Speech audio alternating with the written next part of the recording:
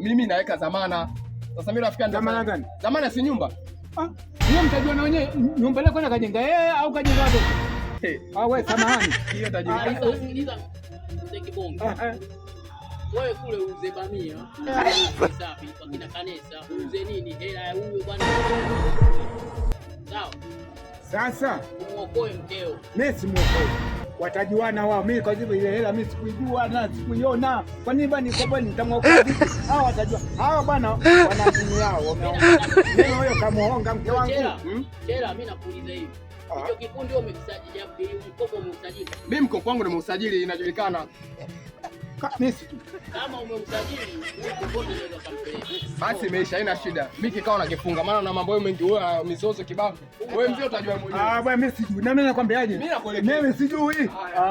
Kama unamtaka mkangu kiakili utajua wewe, mimi sijui.